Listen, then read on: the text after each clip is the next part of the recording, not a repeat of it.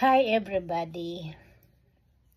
Ako muli, si Roti Peters, ayam bulol.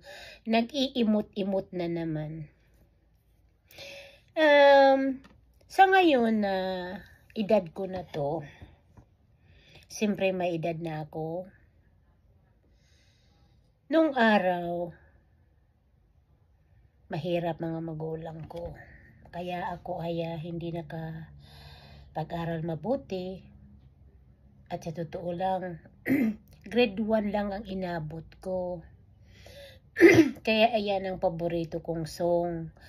Grade 1 lang ang inabot ko. No read, no write pa ko. Paano ba ngayon ang buhay ko? Yan ay totoo. Totoo yan ng aking karanasan. Noong gulong-gulo ako kasi sabi ko paano ako makapagtrabaho, paano ako makakapag-asawa.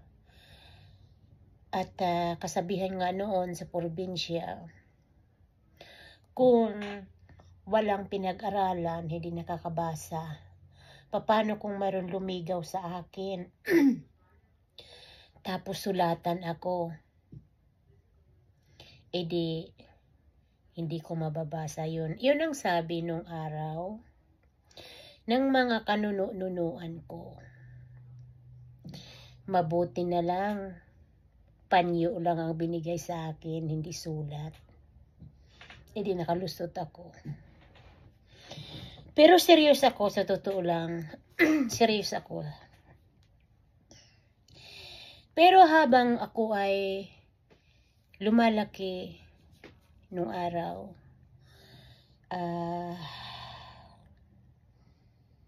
namasukan ng maaga ng katulong sa Pilipinas, sa probinsya, para lang mayroon akong maibigay sa nanay at tatay ko para pambili ng mga gatas ng mga nakakabata sa akin ng kapatid ko.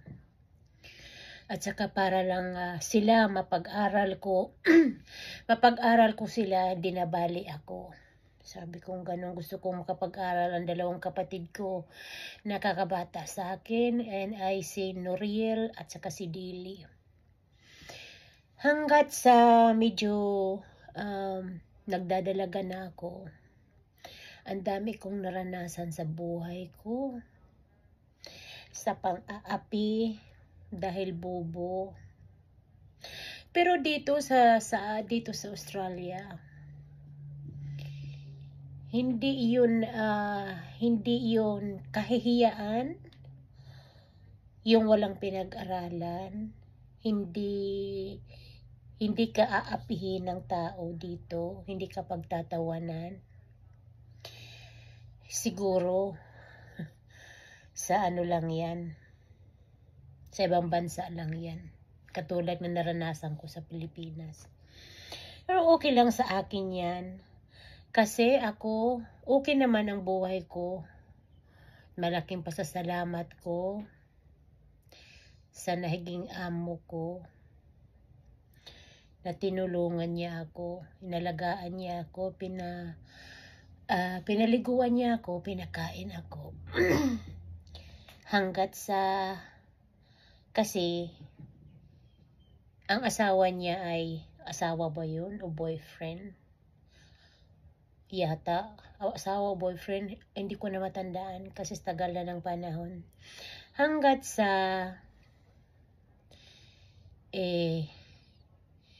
sabi niya, yung mga nangyari sa'yo,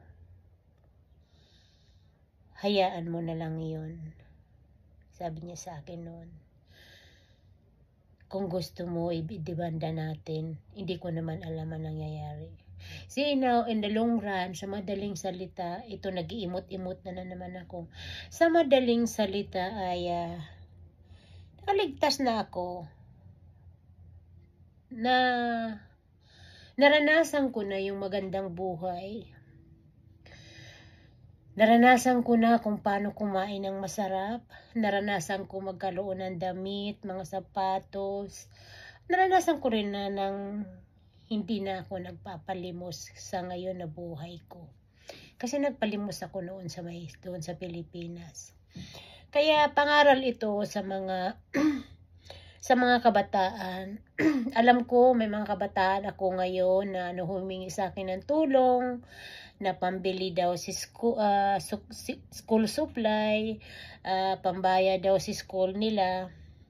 Which binibigyan ko naman yun, kasi kahit lang maliit yun. Kasi parang nadudurog ang puso ko kapag kayong may humingi sa akin ng mga ganun. Kasi ayaw na ayaw ko talaga yung maranasan nila yung naranasan. Kahit hindi yumaman yung tutulungan ko, basta hindi lang maranasan nila ng magpalimos sa kalsada para makakain lang.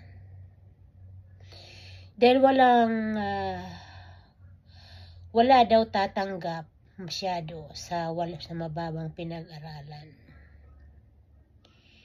So dyan sa kakabataan, yung hindi ko pa nabibigyan, pasensya na kayo dahil siyempre talagang ako ay may pamilya din na sinusuportahan, at saka yung marami akong tinutulungan, which hindi naman malaki.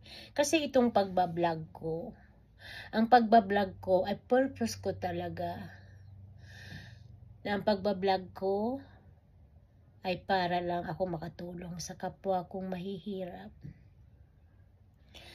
So maraming salamat mga kaibigan, mga followers, mga subscriber sa inyo. Sana marami pa akong makuha na subscriber para mas marami pa akong matulungan. Paki-share naman ng videos ko sa YouTube channel niyo o sa Facebook. Thank you so much. I love you all.